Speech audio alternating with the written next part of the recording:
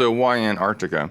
So to my understanding, there's something about the polars of this planet which makes Antarctica interesting. I think in the first place, they thought of Antarctica being the lost continent. And that raised, the question, what's down there and what can we do with it? And also they needed a place where they could, build a base that is basically unconquerable. So lots and lots of technology that they went through in World War II. They brought down there. They took the time and the position that they have there in order to build it, to restructure and finalize it. And everyone who can look up things on Wikipedia, they will see that there's this Admiral Byrd incident where the US brought a lot of material and personnel down there, and they had this encounter with those flying machines. You said earlier that the Germans were going down there because of not only that, but because of an extraterrestrial existence. Could you elaborate on how did they know that, and also what are these flying machines and who is operating them?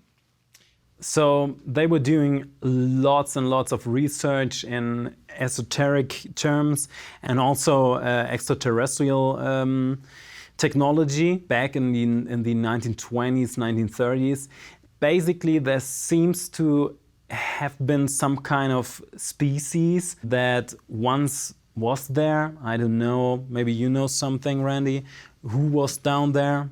It seems to be, way back. Right. Yeah. Ancient times. Very ancient times. Right. So who were flying these craft? Are you saying the Germans were doing like alien reproduction vehicles, or was this from the species there? And maybe you can elaborate on this little war we had down there, this little attack. Yeah, I don't know exactly what happened there.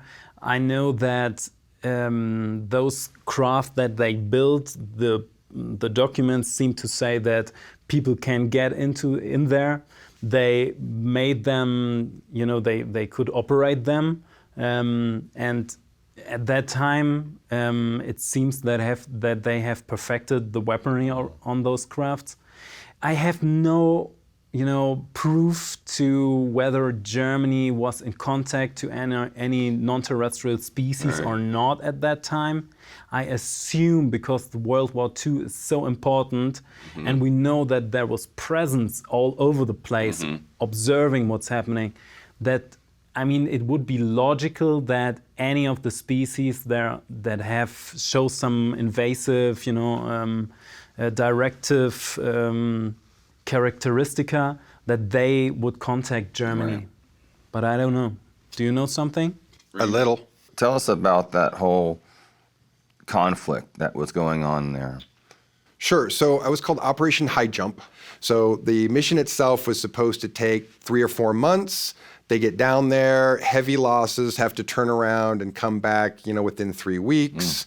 According to the interview that was done in Argentina, newspaper, magazine that interviewed Admiral Byrd after that, and he said something to the effect of, I don't want to alarm anyone, but the next war will be fought by vehicles that can go from pole to pole, at extreme speeds. That's a famous quote. So essentially what we understand happened there, they went down prepared with what we had.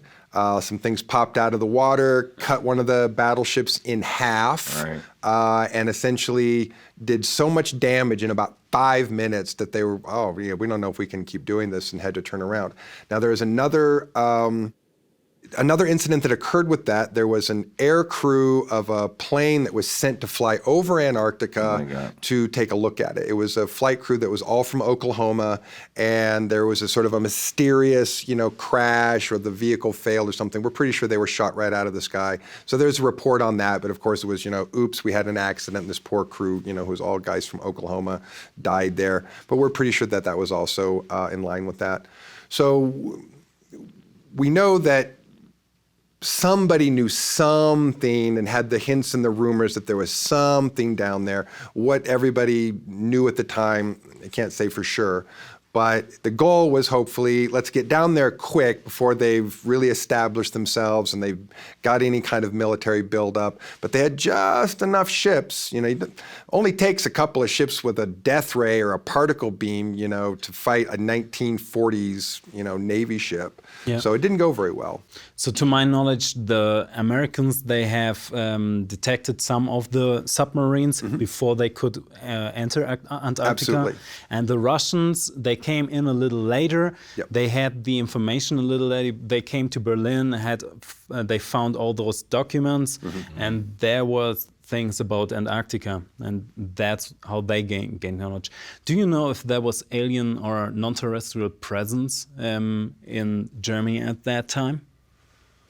Well, I mean, there's just what, we've heard or got from the intel that we got that was a combination of some people from the Tool Society and some of, the different esoterics, SS Nazi types who were working together, were establishing a protocol similar to actually what Aleister Crowley was doing with Jack Parsons and another friend of his. A very interesting sort of parallel in two very different ways. So they were using basic psionic telepathy to communicate, get information, but they were practical. They were like, all right, give me I want to know how to build a rocket. I want rocket fuel equations. They got very specific because these were scientists who were asking the questions and ended up getting some very forthcoming information. We feel there's some vagueness about that because as we have understood over decades, just because someone shows up and says, I'm an Andromedan or I'm a Pleiadian doesn't mean that they are. It means they say that they are, and maybe someone reports that they are, but that might not actually be where they're from or what they were doing. So we have that vague information, but there was certainly, I'm not so sure that they had a physical presence on the ground at that point, or that like what happened later on after World War II, where we had ET engineers and scientists helping the Russians or Soviets at the time and helping us and other countries. I don't know that they had that at the time. I would almost suspect if they did that they would have made more progress. Oh. Yeah. I don't know it either, so. Yeah. It seems like most of what they were working with was still materials limitations. You have, mid-20th century industry, electronic equipment limitations. So there didn't seem to get any of the leaps that we got when the ET scientists came later and were like, oh, no. Your materials are all wrong. Your electronics are all wrong. You need fiber optics and alloys and lightweight materials. And so my understanding is they didn't have any of that at the time, which is why most of the vehicles were like flying tanks. They weren't very maneuverable and very agile.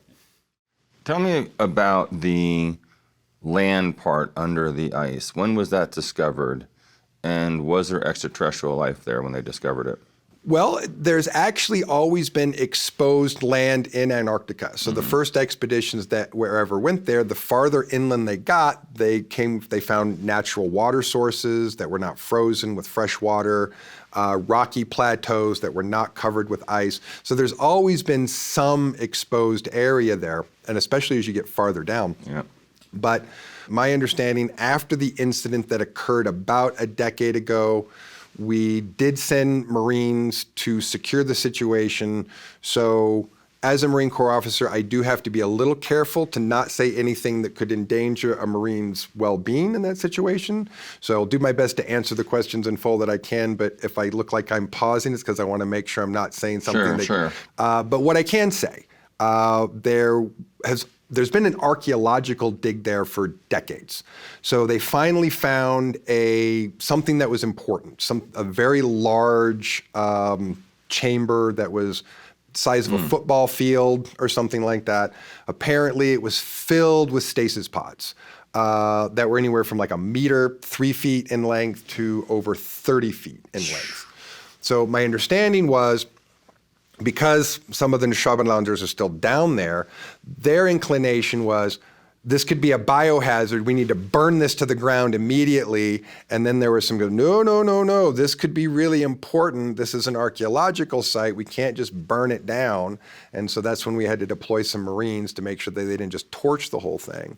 And from what we seem to understand about this, this was probably one of the oldest intergalactic spaceports on the planet, is the one at Antarctica.